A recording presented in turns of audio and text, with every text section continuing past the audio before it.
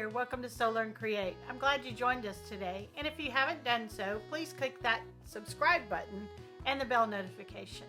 For today's project, we're going to be doing something with our tiny scraps, making a bigger piece of fabric that we can work with. So let's get started. For today's project, we're going to be using our small scraps and we're going to create a collage fabric. And this is one that I've already done, and I did it a really big giant piece.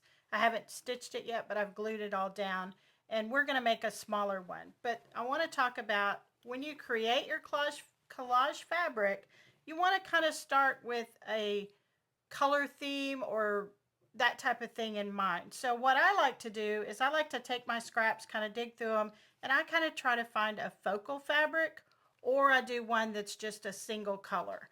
So I chose this kind of focal fabric for today, and you can see that all my colors kind of go with that fabric, and that is a great way to kind of get you started. If you don't really know where to start, this is a great way to do it.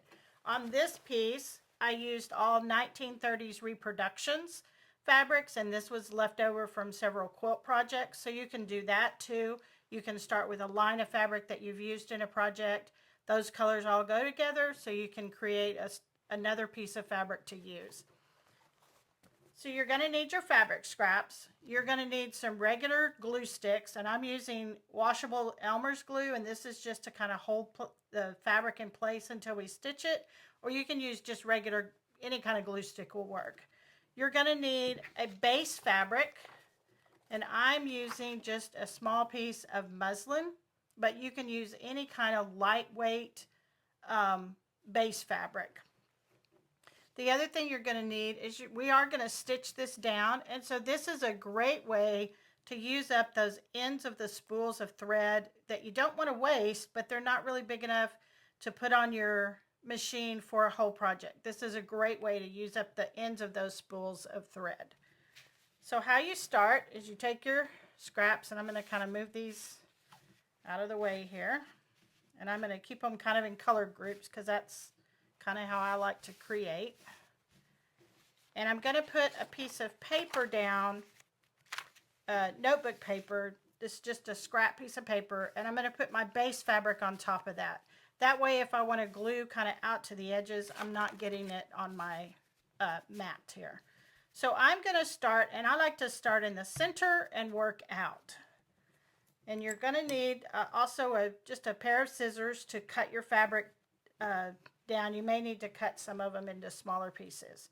So I'm going to start with this fish fabric, and I'm going to put glue on the back, and it doesn't take much. All you're doing is just kind of securing this in place while you build your collage, and I'm just going to kind of glue that down.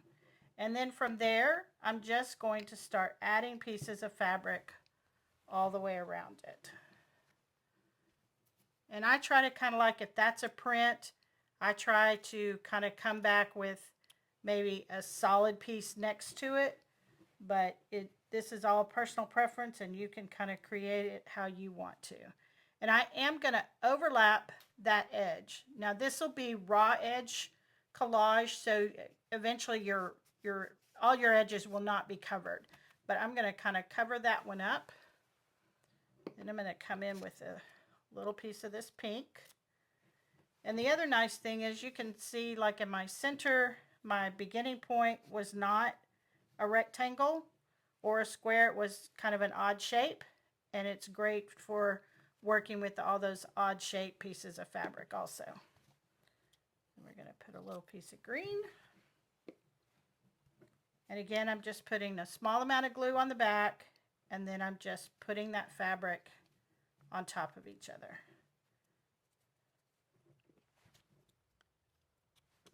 Put some orange.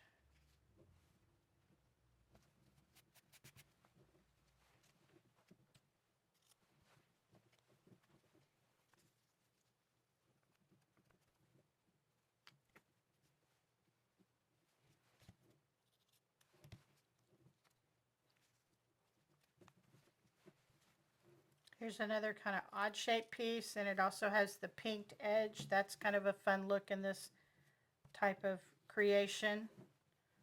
I'm going to put that there.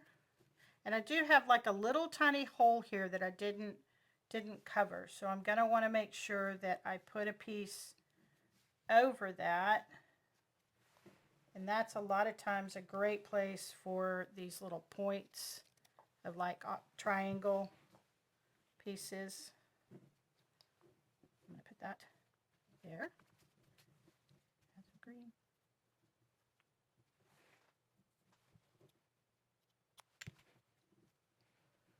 And if you do a lot of sewing, you always wind up with scraps. And I'm one of those people that I can't hardly throw any of the scraps away because I like that fabric too much, or I just don't want to put it in the landfill.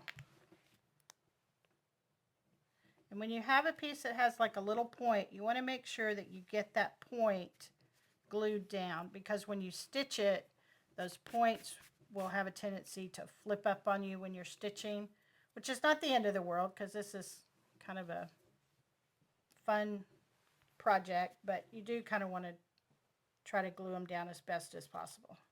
So then once I get a little bit away, then I'm going to add another piece of my, what I'm calling my focal fabric.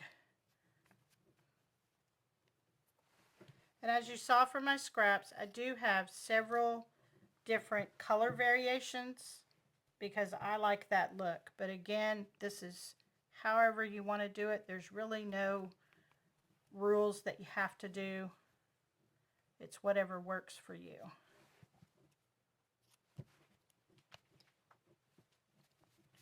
And then I also chose this complementary, and you can see that this fabric, focal fabric, kind of has the same colors as the fish.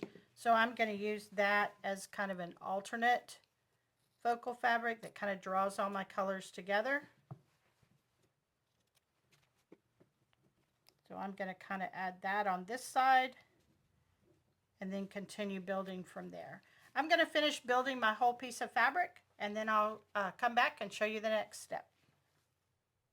Now we're going to stitch our collage fabric, and I have put on the machine one of the partial spools, and then I've just done a neutral color in my bobbin. And your bobbin doesn't really matter because of course it's going to be on the back.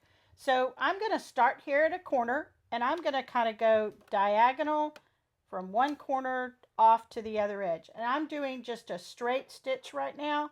I'm going to start with my needle down, and I'm just going to keep going all the way across. And as I come to the edges, like here, these corners, I just want to make sure that they lay flat when I stitch across them.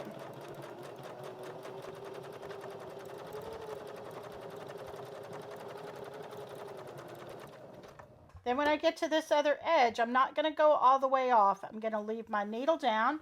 I'm going to lift my presser foot, and then I'm going to just pick a different direction to go. So you're going to just crisscross this fabric all across with your stitching.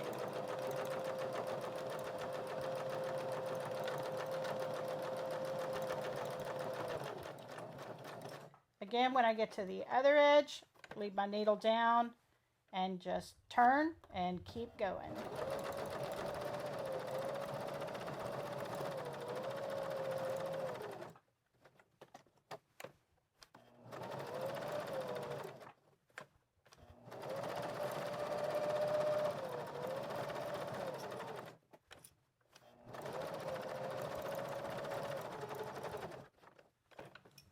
And the only thing you have to watch is, because you're using not a full spool of thread, is you have to watch how much thread you have left on your spool.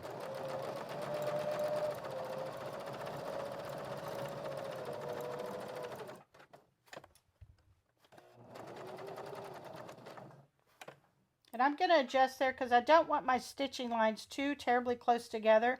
So I came right up to this stitch line that I had, and I stopped, and now I'm just going to kind of go in a different direction.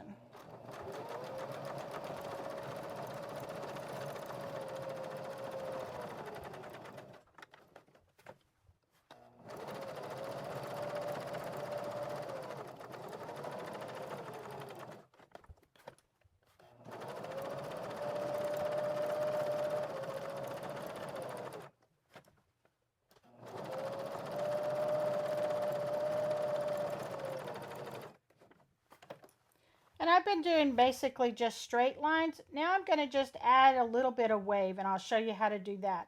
And what I'm going to do is, as I stitch, I'm just going to kind of wiggle my fabric back and forth, and it's going to make that stitch line slightly wavy.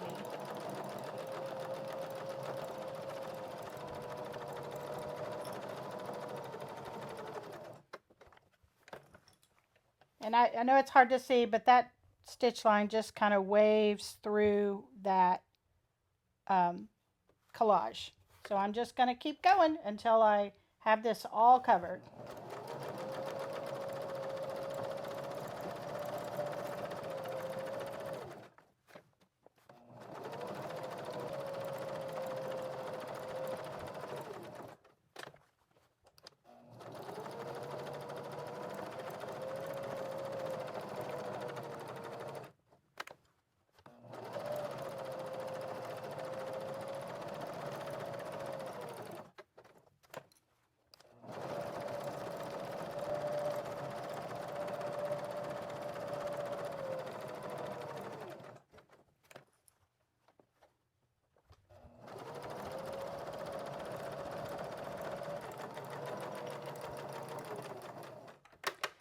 That's the end of my first spool, so I am going to pull my piece out, and I'm going to change my thread because I do need to add a little bit more stitching, but I'm going to pull it out and just kind of see if I can identify the places like I need to get here because there's not very much stitching. So I'm going to do that, and then I'll come back at the end and show you what the next step is. Now I've finished adding my kind of neutral colored thread to my collage, and I've stitched down most of my fabric. I see a few little corners that I might want to catch in my next step, and I was able to use up 3 spools that were partially almost empty, and now I get those out of my stash and make room for new spools of thread. The next thing we're going to do is I have pulled a couple of colors. I have blue on my machine, and I pulled a pink and a green that kind of coordinate with this, and I'm going to add some decorative stitching to my piece. And I'm going to do those in a bright color just to kind of make them pop a little bit. You don't want to add too much decorative stitching because then it will kind of take away from the overall look of seeing your fabrics. So I've got the blue in, and I'm going to do a kind of what I call a smocking type stitch on my machine. My machine, this one doesn't have too many, but it has a couple that I like. So I'm going to use that one, and I'm going to do just a couple in the blue, a couple in the pink, and the green. Again, because I don't want to add too many of those. And I'm looking, and I need to catch this right here, so I'm going to come down across here and catch this little piece in my decorative stitching.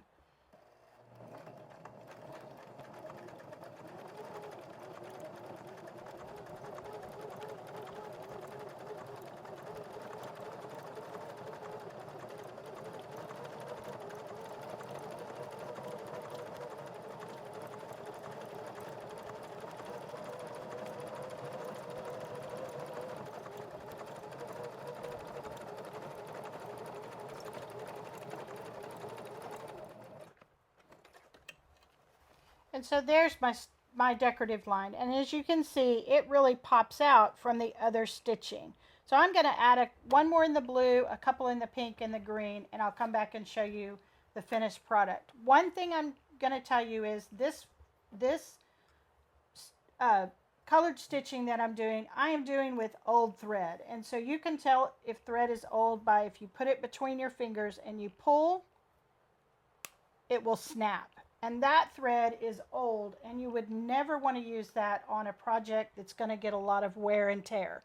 This fabric I'm using only for decorative purposes, so it's fine to use it. And you can find a lot of old thread at thrift stores and garage sales. So if you see a big bundle, it's okay to go ahead and pick it up. Keep it separate from all your other threads so you know that it's old. But it's perfect for this kind of a project. So I'm going to finish those decorative stitches, and then I'll come back and show you the finished product.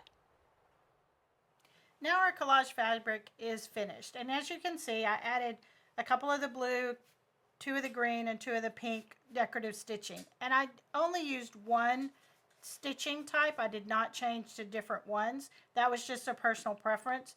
And adds another layer of design to your fabric. And again, I keep my old thread in a separate box, so I know this is not in my permanent thread stash, and I know that I can use this for decorative purposes only. So I would not want to use it for anything like a garment or quilting or something like that that I'm going to have a lot of wear and tear with. And so then your fabric is done, and if you can add as many stitches, and all that is as a personal preference. Any type, it's kind of like an art piece, and that is a personal preference as to how much extra stitching you add or original stitching. You just want to make sure that most of these little pieces are secured to the base fabric with stitching, not just glue. So our project is complete, and look forward to the next video that'll show you what we can make out of this. I hope you liked today's project, the collage fabric that you can use for other projects. And be sure and check back with us for the next video that'll show you how to use that fabric. So, see you in the next one.